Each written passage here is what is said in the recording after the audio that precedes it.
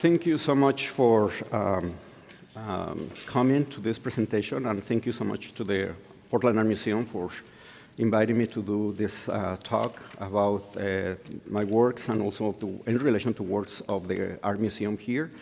And basically the topic I'm going to talk, and please, if you have any questions at any moment or any time, so please let me know, is about the relationship between the mural movement that we can trace the origins in Mexico with the relationship with the mural movement in the United States. And we have another piece here that is from this author, that is Hiller. So basically these two works are the reference that I'm going to start talking about. And what is the relevance of these works and the work of these painters into the mural tradition and also into the relationship between Mexico and the United States, and also how that relationship evolves into a mural movement in the United States that basically is the one that we have in full force now. As you can see, Portland having a lot of murals everywhere popping up in many areas and many buildings now. And also I'm going to comment about the struggle that we have to go through the mural regulation here in Portland at one point. And basically what I started is this work of Diego Rivera, they call Los Frutos, the fruits. And basically this artwork, the original one, it came and it was painted at the Ministry of Education in Mexico City. I took that photo when I went last year there, and I usually don't visit that, but it was very curious that I went there this time, and I took the photo of that without knowing that I will be talking about this print here that is part of the collection of the museum. So Diego Rivera, well, you know, some of you probably are familiar with who was Diego Rivera. And Diego Rivera was one of the three great ones, or Los Tres Grandes, one of the three ones, mural painters from Mexico City. So after the Mexican Revolution, and after being Diego Rivera, having a career in Europe and have a dialogue with other painters like Picasso, like Matisse, like Modigliani, with other painters that scene, he decided to come back to Mexico and work in the process of reconstructions of the Mexican society. Because after the Mexican Revolution, pretty much the whole society was destroyed. So that is basically what implies a revolution, that all the institutions are destroyed, the government is destroyed, and also the army is destroyed. So that is the concept of what we have about a revolution. So he came, and then he started painting subjects related to this time, to the people. And it was the first time that a painter, in a very, very consistent way, was like approaching the subjects of the people.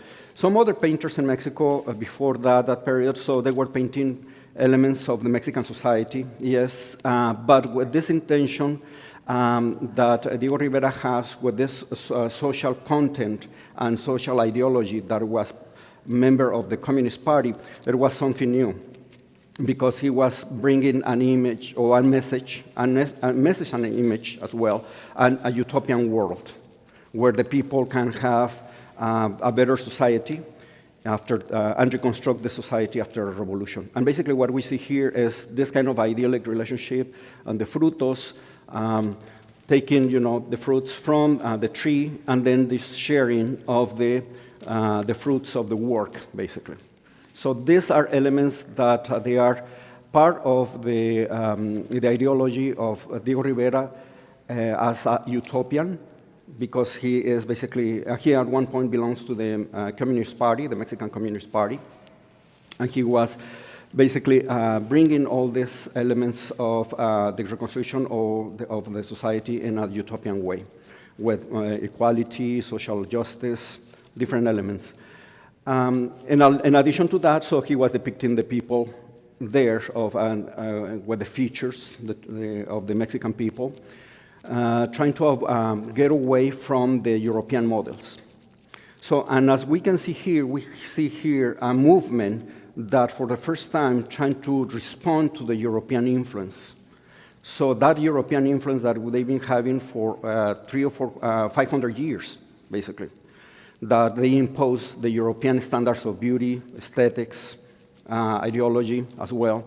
And then through the Mexican Revolution, they trying to break those molds, even with techniques. Of course, this technique that he was using here is fresco. But over the years, they developed new materials. And some of the other mural painters, like Siqueiros, they brought the use of acrylic. We know the acrylics now, yeah? So we paint and all that stuff. The first use for artistic purpose was made in Mexico. Mm-hmm. We know very little about that. Why? Because we don't have information about Mexico and the United States. You know? Why? Because it's part of this ideology that basically denies or ignores or misinforms about the Mexican contributions into the society. So, but at the beginning, the first years of the Mexican movement, many of the painters ended up painting on fresco. So as we can see here, so then they jump into, for example, in this case, lithography, because the lithography was a good resource for the painters to reach more people. And basically those were the two ideas around the ideology of the new artist. So the mural painting that will reach large amount of people, and then prints as well. Unfortunately, Rivera didn't work in so many prints, and basically we have just only one collection of this. They're trying to reach the public of the United States, and that's why it's very valuable, this work here.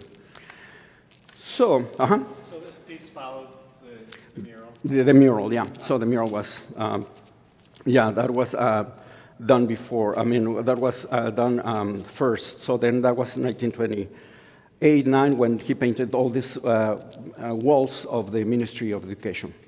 So, and this basically, that's what we have, this kind of dialogue, especially with mural painters and public art. We have like small pieces, small scale pieces, and then jump into the large scale because it's a way of practice, elements of composition, elements of different artistic elements of the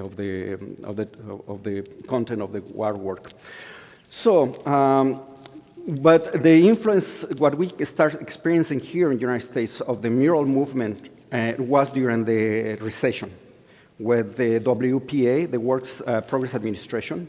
And basically one of the other two muralists, or the three muralists that we were mentioning, that is Orozco, came here to the United States and was painting murals, along with Siqueiros and along with Rivera. And then in this visit, while he was here, Orozco, basically he recommended to one of the assistants of Roosevelt, basically, to develop a program in which, after the Depression, basically large numbers of people were living in poverty, and especially the artists were hit greatly by this situation. So, and with the same policies and with the same kind of tenure, that the Mexican revolutionary government gave the walls to the artists. So the government of Reconstruction, with the New Deal, gave the walls to the artists again. And then they developed this kind of contracts with artists to paint, the murals that you see, for example, in all post offices, or different public areas that they are dating from the 1930s, the 1940s in the United States. And this is basically one of that, the result of this work is the result of that.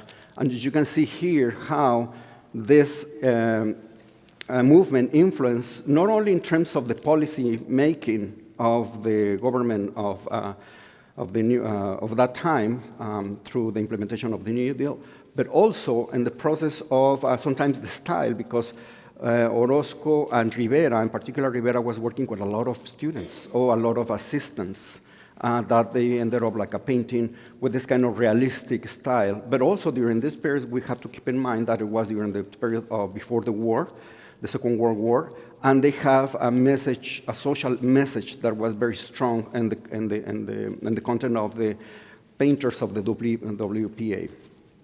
So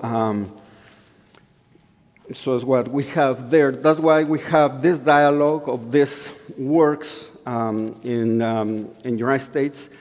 And then we jump into the mural movement, because many, this painter also have murals. So he executes murals, one very beautiful in California, in San Francisco, that basically depicts with a very, very colorful images, an aquarium.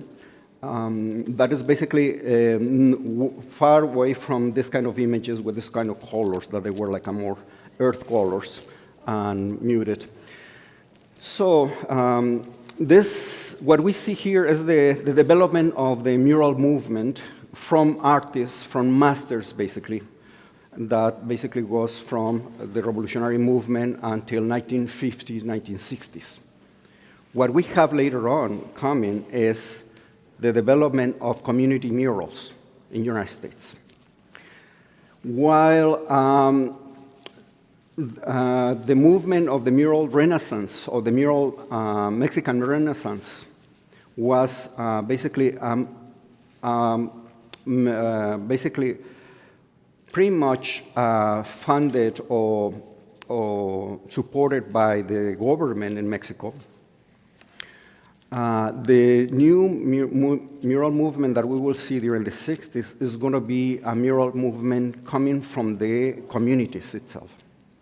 So, and then they don't want to rely on fundings from governments or big institutions necessarily. It's going to be a movement that we know now with community murals. And later on, of course, at the beginning they were related to vandalism or to people taking the walls and denounce injustice, especially during the 60s. That was basically the movement and the way that it was basically initiated. And then during the 70s is when it started taking shape, that movement in which, for example, the walls of New York or Chicago or California or in LA or in San Francisco were taken by the local community artists.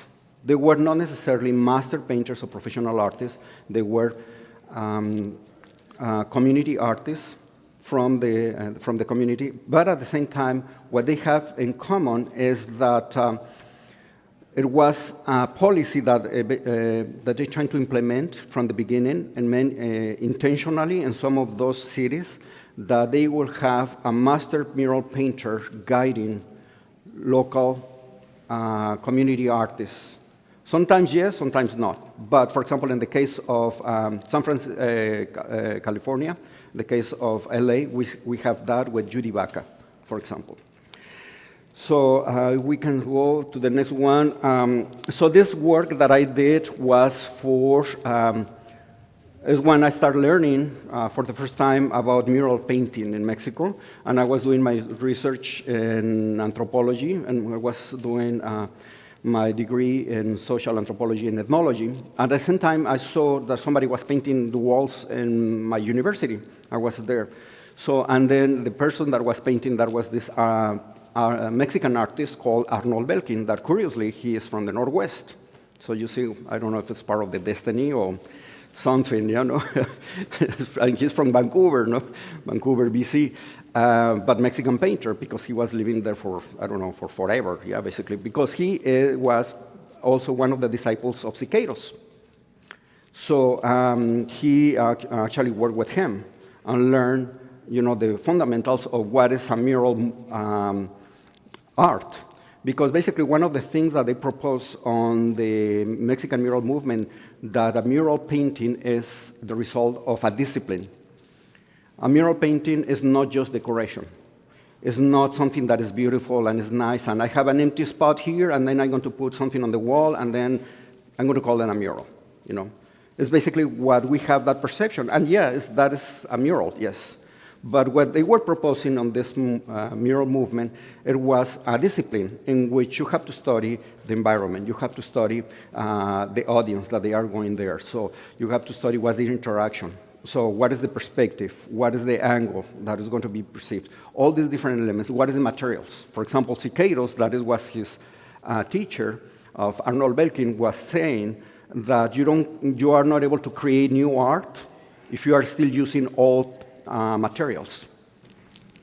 So that's why he started experimenting with industrial painting, industrial paint. What is the industrial paint? Basically, the paint for cars, the paint for ships, and also because they are those kind of paint went through a process of testing, and they were new materials with synthetics materials. That's why he started using acrylics as a new material. And then in Mexico, the Polytechnical Institute in Mexico developed, the formulas to work with acrylics for artistic purposes. So simultaneously, in the United States, they use also acrylic, but in Mexico, they use with that purpose, with acrylic. So then we are here in my university. I'm here still with hair, so believe it or not, at one point I have hair. So, and then we have here the different parts. So I was working in different areas. He allowed me to work. So these are the two walls that we work. Fortunately, the building was able to survive the big earthquake in 1985. And then this was the second commission that he was working for the university, and I was able to keep working as an assistant as well. So it was very, very interesting and very incredible experience, because it was the first, for me, for the first time, I was able to interact with people, painting at the same time in public. So usually I didn't like to be in public painting. I was always working in my studio and painting in the solitude of my studio. Still, I'm doing that too. But when I was working in a mural, so you are the target of comments from both sides. You can't escape. And then it was very interesting, and I enjoyed that situation as well a lot. So, and then basically they give me all these different elements to work in the future on that. So the first commission that I got to paint a mural for an institution here was for Oregon State University, for the Memorial Union, to paint this mural for the Latino, La Casa Latina, no La Casa Latina, the La Raza Room at the Memorial Union. And basically, they were renovating the whole room, and then actually won an award for the concept and the development of the proposal.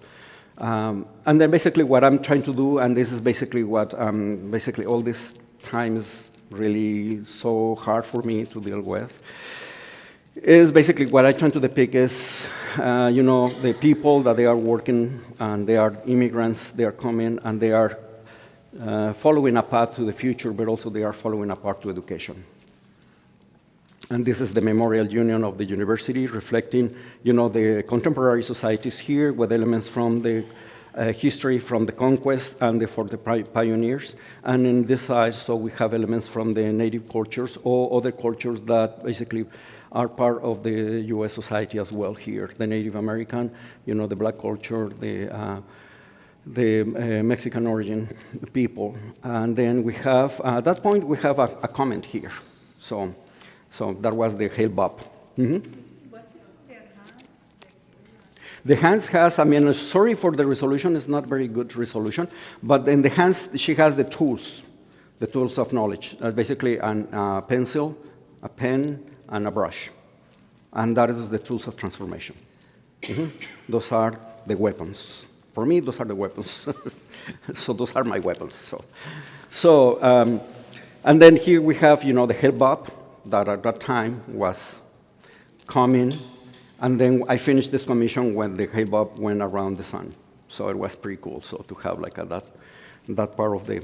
So would you consider a community muralist to be somewhat of a utopian like Diego Rivera, because you're sending a message that has to have sort of a positive attitude towards it? In a way, yes, but I don't think that I will be a utopian, because in the case of Diego Rivera, he was depicting very specific situations of an ideal society.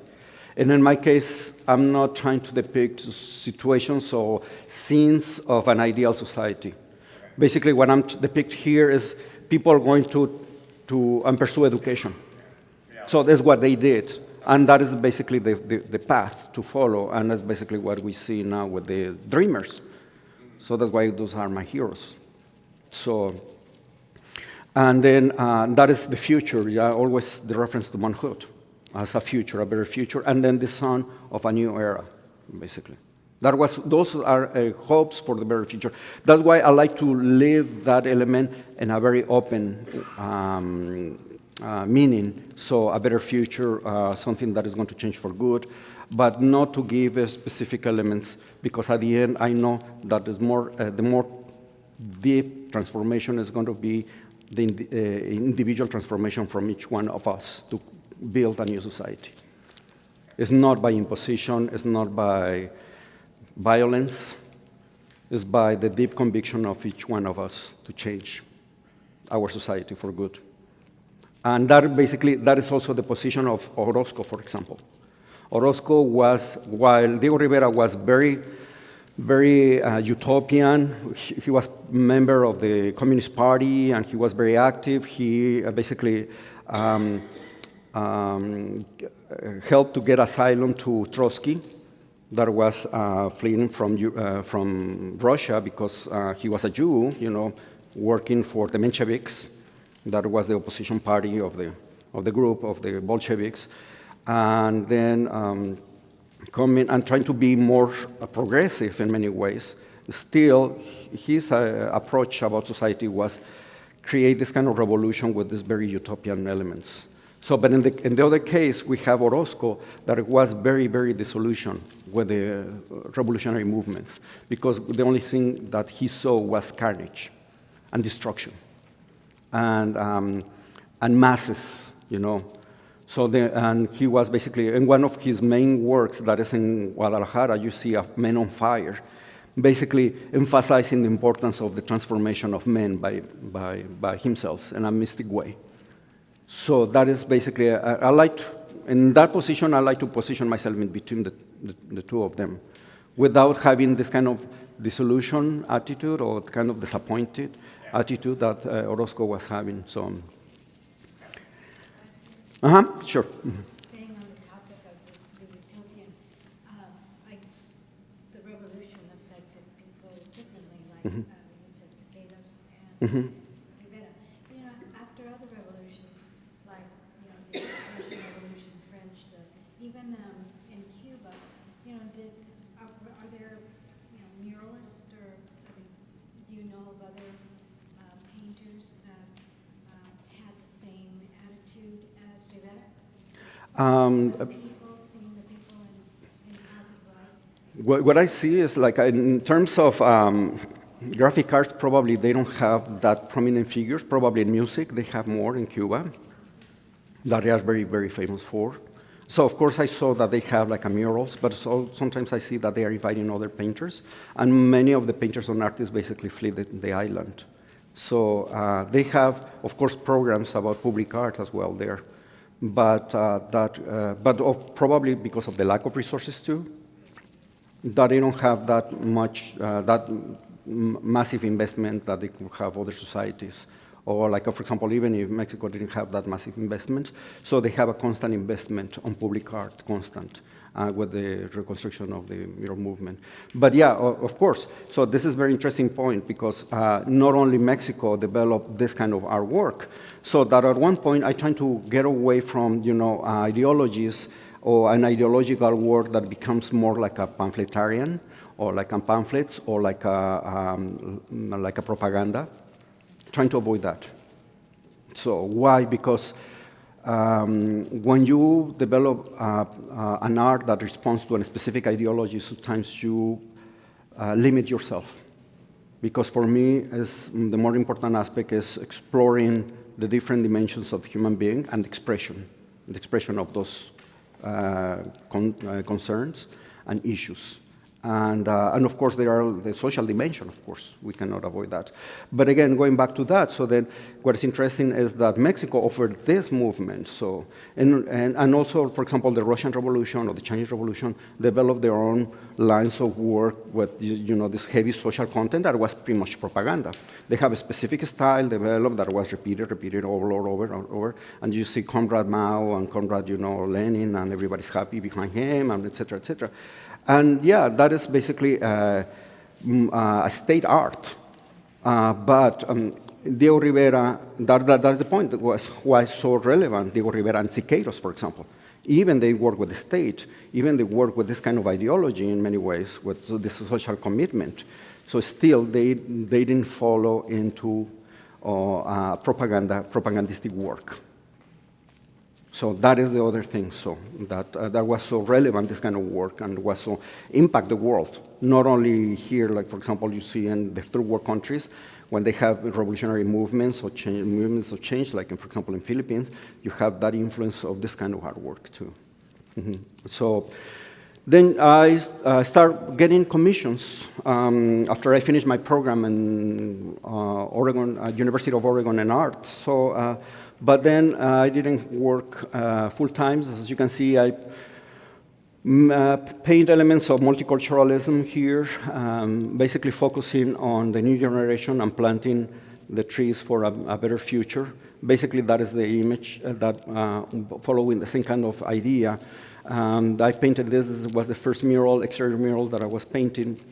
And as you can see, it was a mural related to farm workers that this nonprofit organization that was a housing development corporation, basically they have this low-income housing that focus on providing housing, but also providing the conditions to break the cycle of poverty.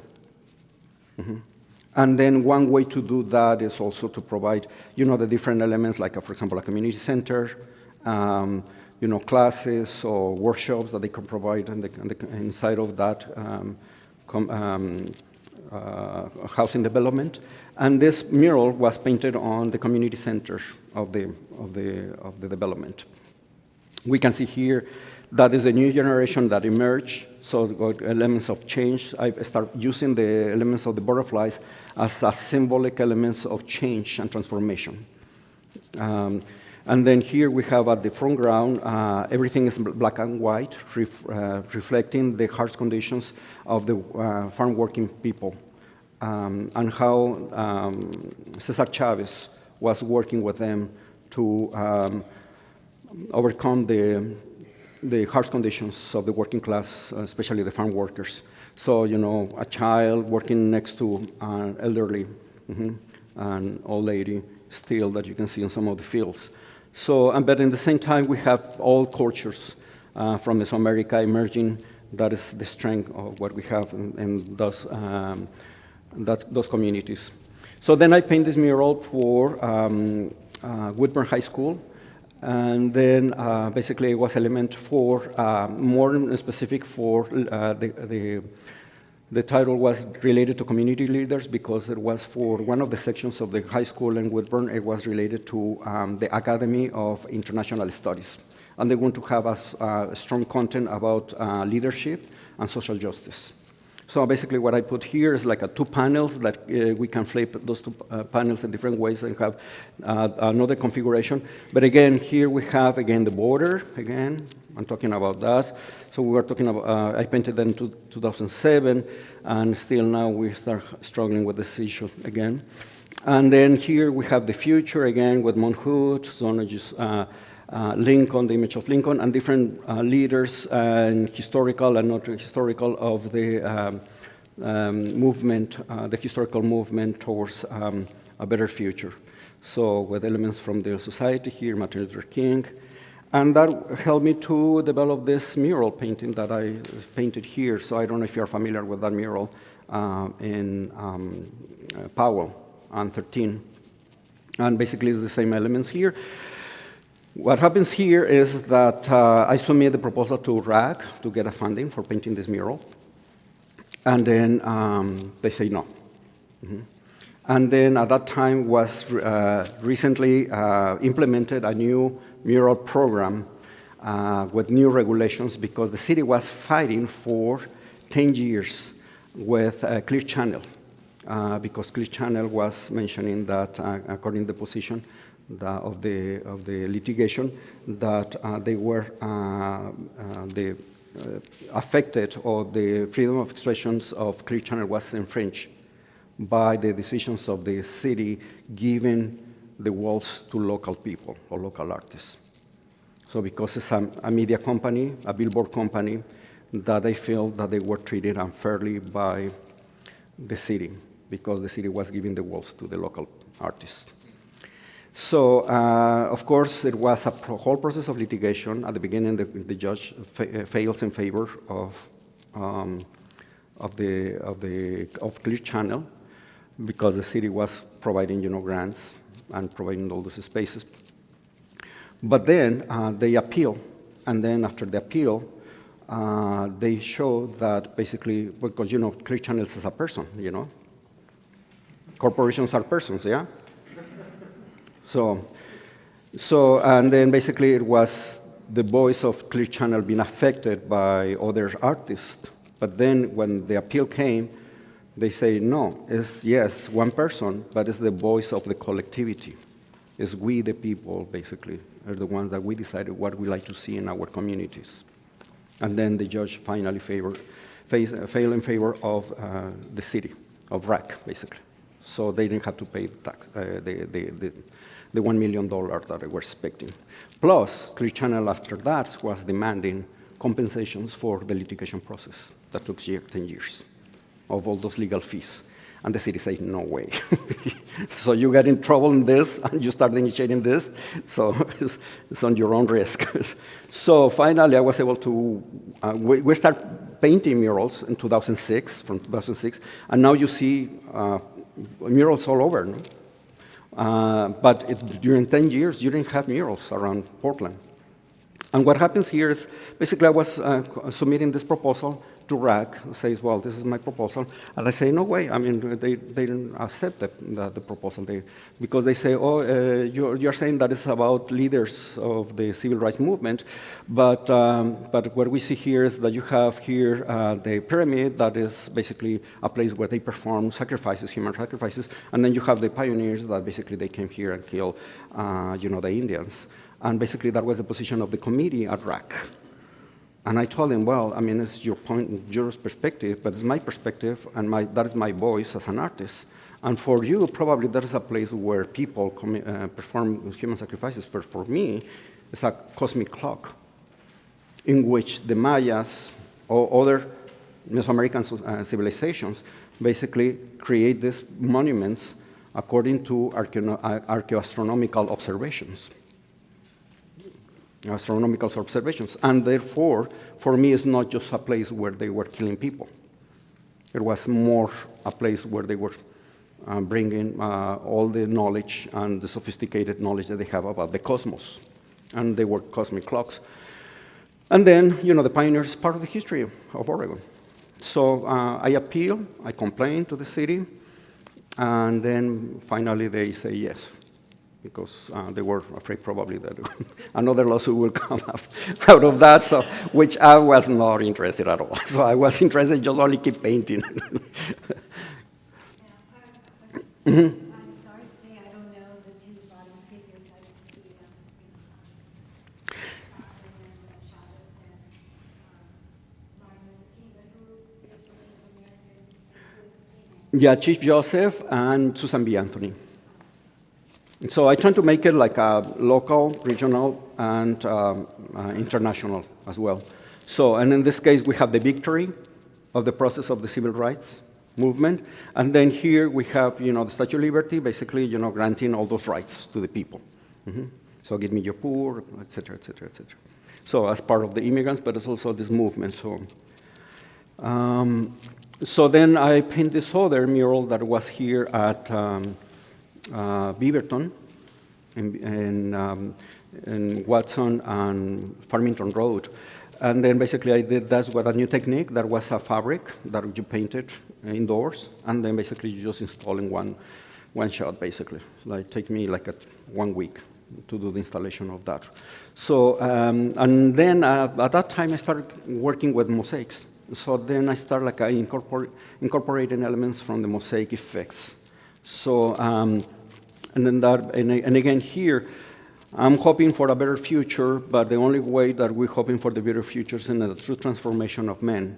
And basically, I have those butterflies there. So, and then the butterflies as, representing not only elements of metamorphosis, but also the environment as well. Because we know that when we have a healthy environment, we have bugs around, yeah? So we have butterflies, we have bees, we have all those bugs, beneficial bugs and bad bugs too. But that is also a strong element that I like to incorporate is the environment. So we have another piece of here, Diego Rivera, that was basically working on landscapes. So he was also enjoying working on landscapes, and I've been working on landscapes as well. And basically here is like, the high school, the old high school, that was basically the reference of Beaverton, but this project was a project that I worked with students from the Merlo Station High School, that they were basically located on the first building of Intel. So Intel donated that building to the school district, and they were working there. It was funny, this project, so now I remember, so that basically I worked on this project, and then they hired me, and then we started working with students, and we started developing the proposal. So I have all this brainstorm with the students from different ethnicities, and then I came up with a proposal to paint in one of the walls of the building of Intel. That was for Intel before, but it was the high school. And then the principal was all excited. Oh yeah, we have all this, so they're going to take it to the superintendent of the school district. And then the superintendent of the school district said, no murals, and not walls in any of the schools of the school district. So then I have this. We have already the grant for a small mural that was basically 10 feet. There was this size mural proposal at the beginning. And then I have, what we're going to do? We start already spending money on this mural, so we need to finish and accomplish this project. So then I went like a crazy, and I started like visiting, knocking doors of different business around the downtown area in Beaverton. And then I saw the wall, and I asked this guy, so you like to have a mural? So, and I show the publications of my works and some European books. And I said, oh yeah. So then it was like 82 feet long, so it was like a huge. So then it's like we need to get more funding. And then we start looking for funding, and then the Beaverton Art Commission start like creating this program. It was the public art program. And then we submit the proposal, and then they give us the grant, and then we were able to basically cover the expenses for the mural. And it was super cool because we were able to finish this on time, and it was one, if not the first, but it was pretty much one of the first murals painted for the new art program that they have Beaverton for the public art program. In the same way that the other murals that you saw, I didn't show you, but I have another work that I did with Isaka Samsudin, that is another local painter, African-American painter. It was one of the first murals that we paint after the implementations of the new mural regulation here in Portland. But then, yeah, they just implement that in 2009, and then I made this. Was my first mosaic. I did this mosaic, and it was 62 feet long, and it was basically a wall to divide the public area and the housing development that they have. And it was a theme, it was about Miraflores, that was about flowers. So I used the elements of the flowers from the indigenous designs, so to create a sense of a cycle of the flower life up to the end with seeds here. So then from the germination to the flowering or the blooming of the flower up to the pollination, and then the wiltering of the flower to the creation of the seeds. So that was my first. I mean, it was a challenge for me because I haven't worked on mosaics. So I know that it was part of the mural tradition, and actually one of the arts of mosaic doing or mosaic making in Mexico was basically developed through the development of the mural movement in Mexico. Because those muralists, at the same time that they have all these designs, so sometimes they were asked to have a mosaic. So basically they develop just the design, and then they send that to this mosaic place that calls Perdomo in Cuernavaca. And then Perdomo ended up like executing, those mosaics. So that's why it was my interest on working on mosaic, and explore that technique as well, because it was part of the techniques that they were using.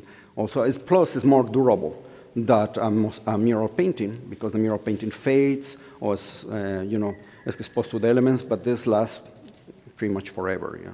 So that's why I decided to work more, and so we have this another work that I did. So, and I came working on, this is more about a landscape, but again, it's symbolic elements of the landscape, using the butterflies as a way to reflect the dawn of a new era, of a new society as well. So here, the building next to that is, they asked me to do a painting, and in this case, it was a painting for the alternative clinic, alternative medicine clinic, and this is in 49th Division. And then both of them, I tried to develop a narrative that continues, so they have a dialogue between these two. This one we have here, the butterflies again, and then the healing, and this process of healing, that the lotus flower and Oriental culture means, the overcoming of difficulties, and the purity at the end is what emerged out of that muddy situation. But what we have here is the context of an ideal city that is Portland, basically, clean, but also the healing in this process. So as you can see here, the two buildings are there, trying to develop this kind of dialogue between the two. Mm-hmm.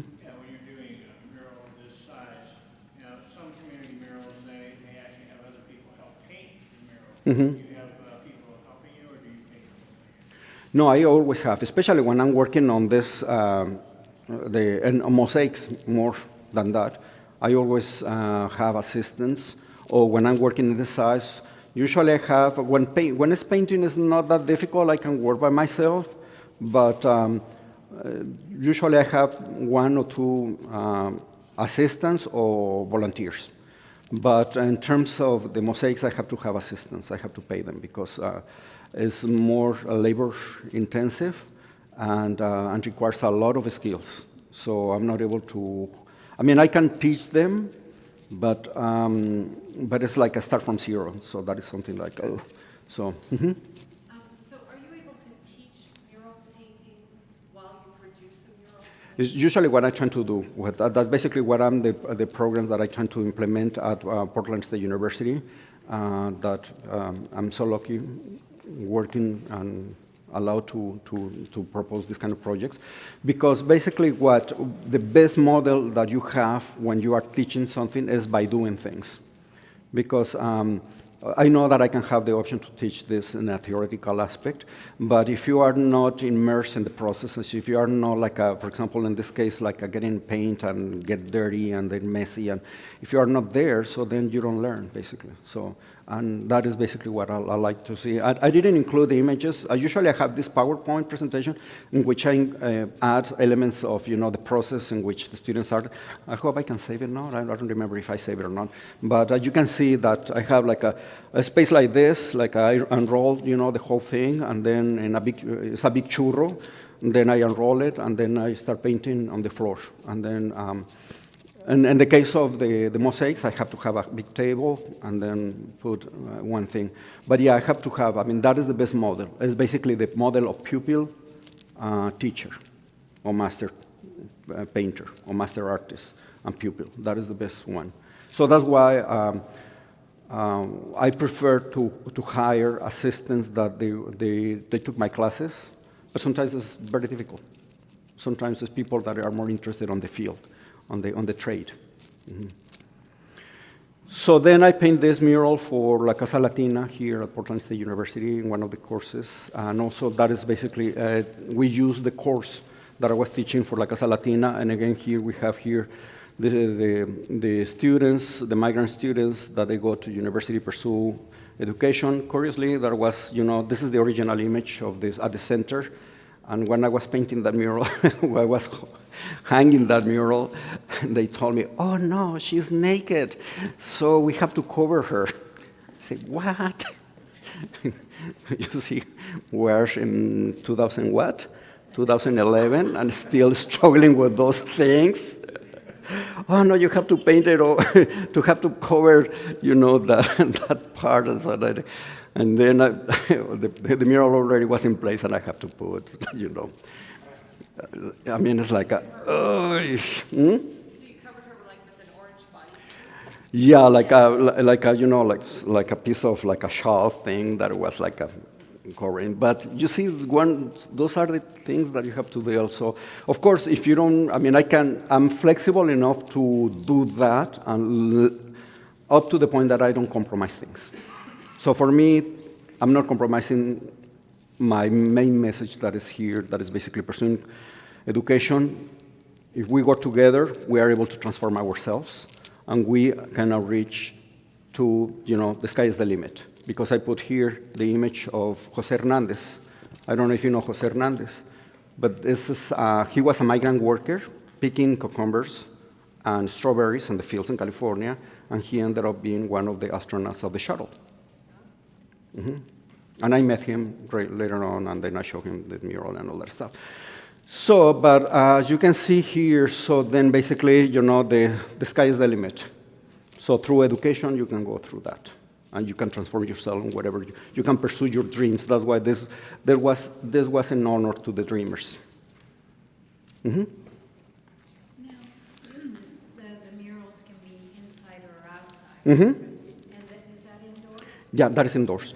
Okay, so what do you use? Canvas, in this case, canvas. Because, I mean, I'm using the same kind of quality of paint. And usually that quality of paint that I'm using is for exteriors, because it's so good that I prefer to keep using, even if it's indoors. That is one thing, and that is a very good question, because when you have an indoor mural, it's a different approach than when you have an outdoor mural. So you have to think about how people is working. For example, the mural that we saw before, not here because the street is very close. I mean, it's a very narrow street. But what the one that you see here, so you have to think, what is the composition that I want to have in this big wall? And it has to be very bold, the composition. Very big elements. Because when you are driving there, you're driving and you have like how many seconds you have to see that mural. So then the composition changes too. So you have to use another approach. And in this case, I used the rose. Basically, I didn't talk about the rose, but the rose represents Portland. And the Portland, this blooming flower means the Portland honors the legacy of the civil rights movement. So, and that is really what I truly believes about this city too. So that is so amazing in that aspect. But yeah, so then basically you have just only a few seconds if you are driving, and then basically you're going to pay attention to 3 elements at the most. The rose, the Statue of Liberty at the most, and then this is because the most eye-catching thing. So, and then basically you put the elements together later on. If you have time, so then you will stop by and then see more in detail the other elements. And then you can build that narrative later. So then the next mural that I did was this for Wellness Center. And that is the Virginia Garcia. And then basically, usually what happens is, again, here, is that usually when they call you to do a mural is because they think, oh, I'm going to have empty spaces, so we need to fill those empty spaces. But no, when you have a muralist, you need to talk with the muralist from the beginning of the development of the project. because in that way you can assign spaces and design spaces. And at the beginning, for example, these spaces were on one door here. So, and I say, please move that door out of the way.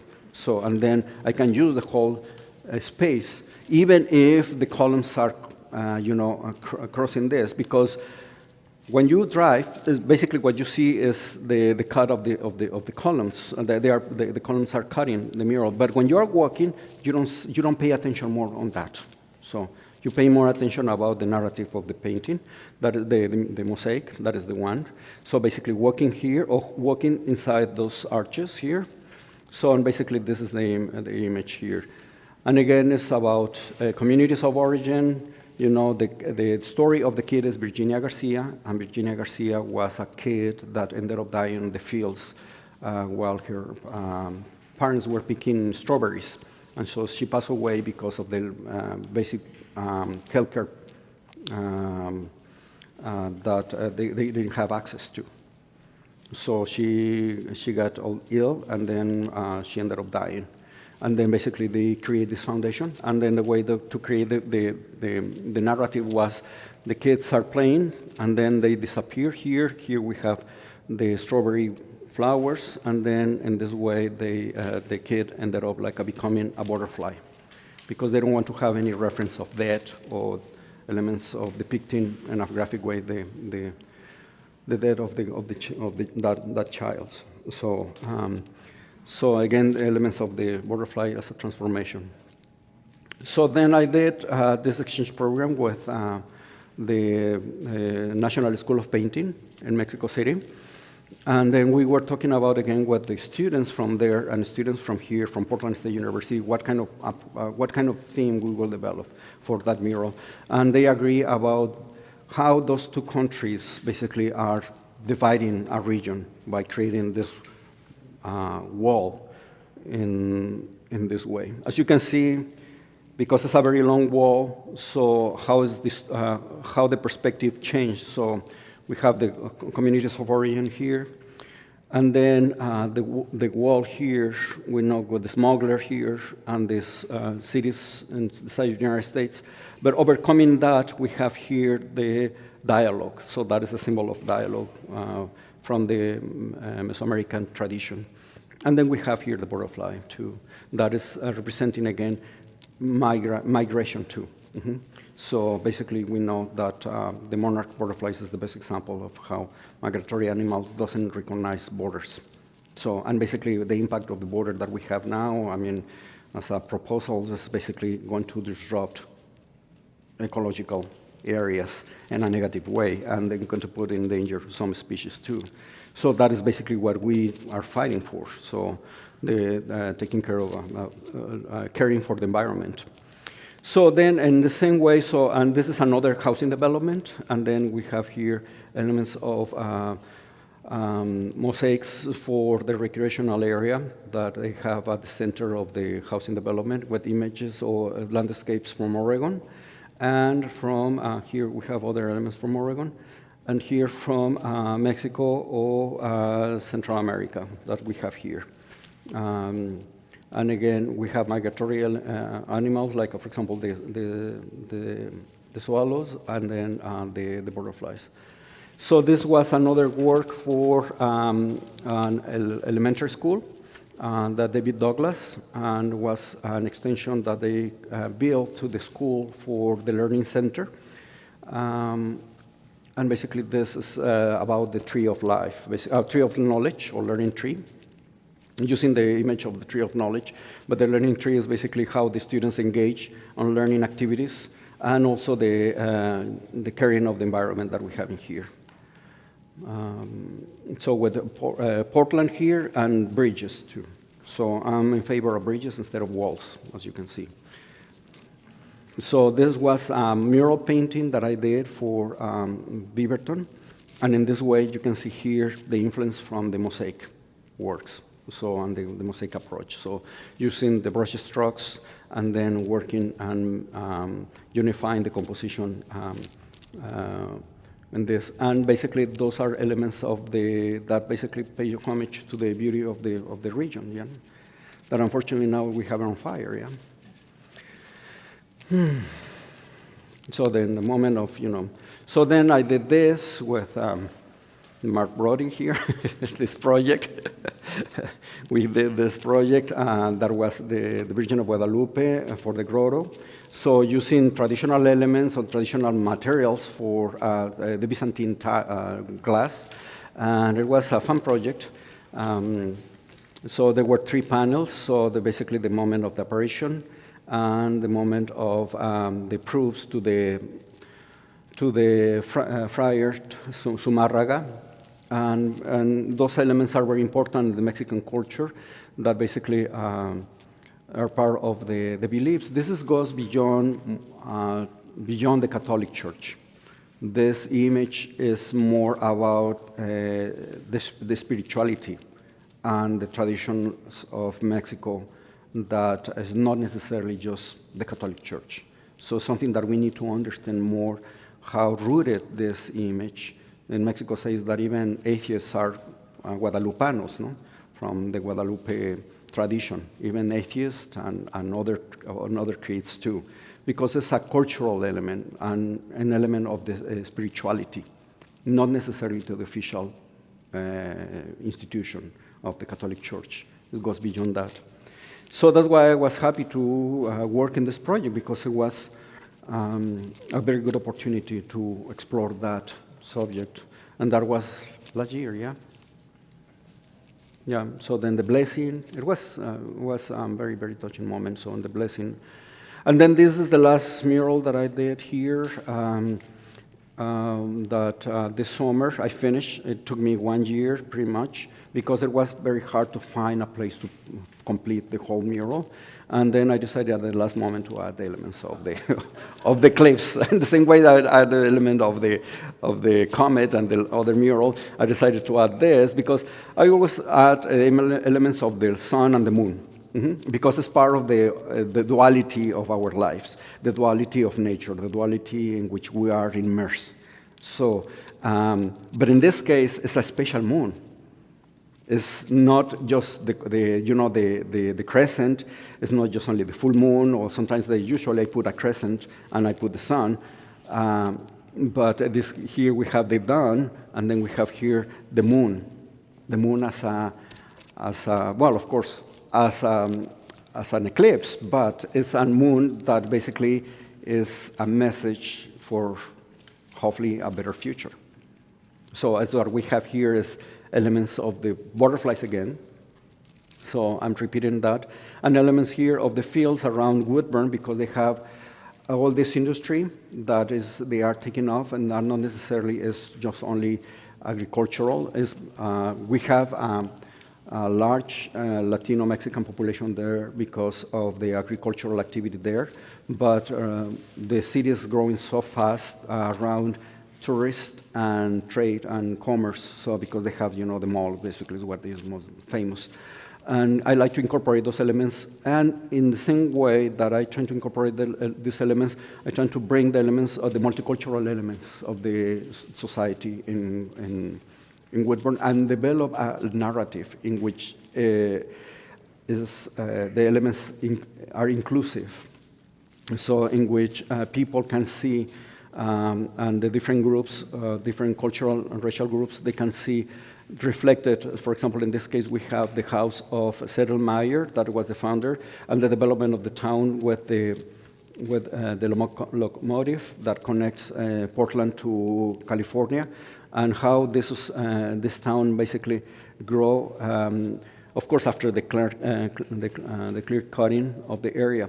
But at the same time, we have, this presence of the Mexican tradition here, or the Mexican communities, along with the Russians here, and also, the American communities here that we have in general. So basically, when people see this, it's my hope that at the same time, they will see them, or they will see some part of their culture. And in this process, I create a new culture. Because in this case, I'm not able to say that I'm 100% Mexican. So I'm not able to say, oh, I'm a Mexican painter. No. After being here since '93, and learning at University of Oregon and have my 2 degrees from Oregon State University and University of Oregon, I'm becoming also an American as a member of the society as well. So I'm Mexican-American, yeah. Chicano, yes. Because what we have, the Chicano movement, is creating a new culture in a conscious way. So that basically we are creating our culture based on these different influences and creating something new. And at the same that is the process in which I not only see myself here, but I hope other members of the community, American or Russian or who knows, they can see reflected themselves in this way. And that is the process that we can create. In very simple terms, we can talk about that. And for example, when we're seeing, for example, the pizza. No? You think that the pizza is 100% Italian at this point, the pizza that we eat in the United States? No, the pizzas are not 100% Italian, so they are American pizzas, yeah? And you think that the Taco Bell is 100% Mexican? It is not. It's a product of the United States. And in this process, is basically we are creating our own culture with all these different influences. And that is basically what we need to honor and respect, is the cultural differences, because all those different cultures, they bring the best of us. It's when I do these presentations in high schools, or especially in elementary schools, and I ask the students, so especially the kids, so you like piñatas? And I say, hey, yeah, I like piñatas, no? I say, you like tacos? Yeah, I like tacos. Well, you just keep in mind that you enjoy piñatas and you enjoy tacos because I keep my culture. So it's not because I don't want to be part of the society by keeping my culture. I don't want to be assimilated either. I'm integrated. I'm integral part of the society. If I were assimilated, what happens to my culture? I have to erase it. The same happens with the language. If I'm assimilated, I have to erase the tape in Spanish. So are you going to ask some other members of the community to be assimilated, like the Jewish? What would happen? So that's why we demand respect. So, and at the same time, we share the best of us. And finally, when I tell the students or the kids, I say, well, you enjoy piñatas, yeah? But guess what? If I don't keep my piñatas, you won't be able to enjoy the piñatas. So now you enjoy piñatas. So that's why it's so important, that, because we are bringing the best of our culture for sharing and enjoyment. And basically, that is about diversity. Diversity is you bring the best, and you bring alternatives as well. So this is another view. So, and then the last one that was here. So then this is still a project, still in process, so, because there are other 2 pieces. But again, it's a wall here that we have here is a wall in this street that is very, very wide. So then they're trying to bring elements in a very broad way so that the people can focus on either way the eagle or here the blue heron. And of course, later on, they will pay attention on the other elements too. But again, the composition has to be very broad, very bold, because the people are driving. So, and in that way, they will, later on, will be intrigued, or they will be curious to walk or stop by and see in detail what is about this project too. So then we have here a detail of the eagle here. And again, it's like a paying homage, and this is a skyline. And then basically this is paying homage to the Columbia River and the skyline in Vancouver. And yeah, so they're creating murals in Portland. So basically this is the presentation. Yeah. So thank you. Do you have any question at this point? The butterflies must have, you touched on it a little bit, but it must have some kind of symbolic meaning. Yeah, the symbolic meaning is this. It's transformation, metamorphosis. And if we're going to deal with the planet, we need to have deep transformation about how to relate to the planet, to to the ecology and also to other societies as well and other groups. So there are three elements that I focus on: is how to deal with the environment, how to deal with human relationships, and how to deal with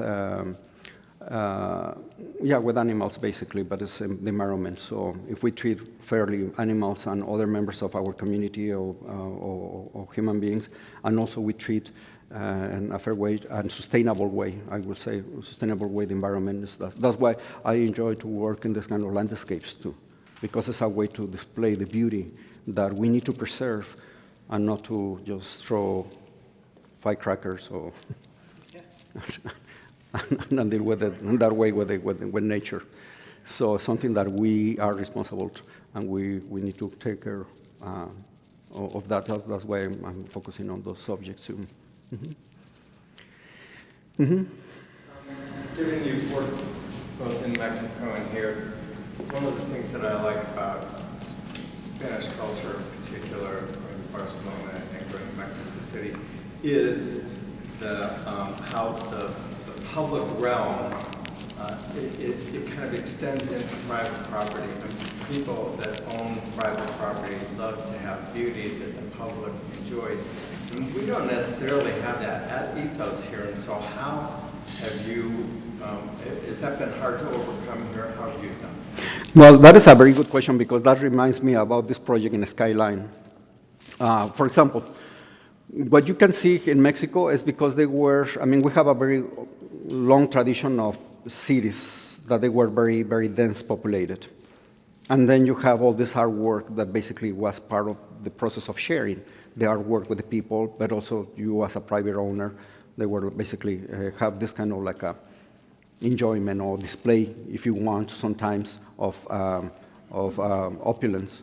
But what we have here in the United States, especially with the development of the suburbia, it was the spread of the cities, and then you don't have that core of the city which you can enjoy and have a social. The social life doesn't happen there, because you have to go to a bar or you have to go to a restaurant. So the social life is not on the street.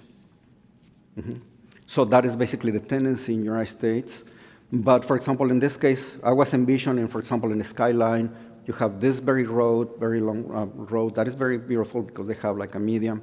So it will be super cool to have this kind of walls all along that wall and create this kind of like a corridor of murals, for example.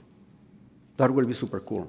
So you can have like and that is basically the change that we have here in Portland. Also, in the way that they are urbanizing now Portland is that create a more dense populated city, and avoid the spreading of or the sprawling of the city.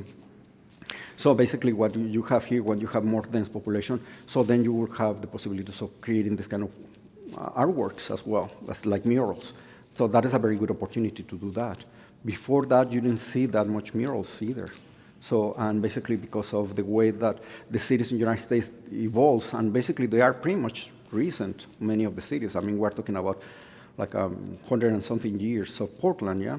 And now with the new policies in place that like making more dense is also a very good opportunity to make Portland more like a pedestrian city, like in the case of the European cities, for example, or Mexico as well, so that you can see that people have the social life, of course, in the streets. So that will be a very good opportunity. And for example, say what I was envisioning in the case of Vancouver, that is very spread, to have that possibility of working on corridors of murals, because it's going to be unavoidable that they will use the car. So, but if we have this kind of like walls displaying art in that way, that will be super cool. Any other question?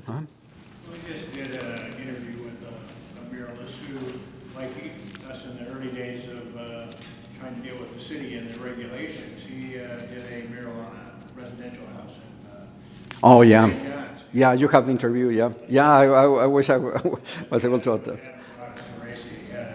And just the whole idea of interviewing him and talking with him about, here people want to do it on their own. It's their own, but again, the city says, no, you can't do that. Exactly. It's a legal battle right now.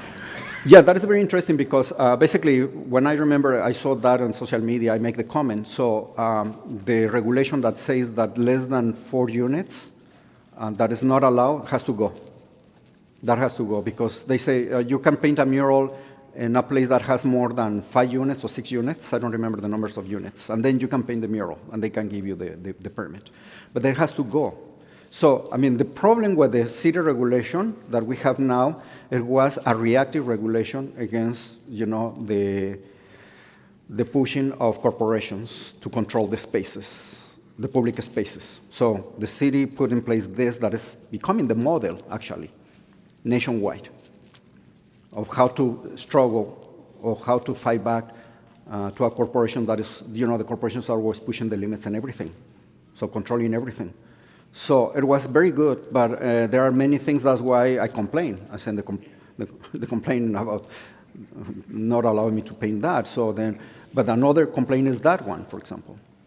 So if you are having just only one wall and you are a private owner and it's just only one house, so you can paint it. Of course, there are zonings, and in terms of zoning that they have to also go over. I know that as what they were saying that. What they proposed for the city regulation was not the best, but at least it was something in place to avoid this kind of litigations with corporations at the beginning. So, and now, of course, they were dealing with artists now. Now it's our time to define things with the local artists. Mm-hmm. Yeah. Any other question? Mm-hmm. No, thank you very much for coming. Yeah. I mean, thank you.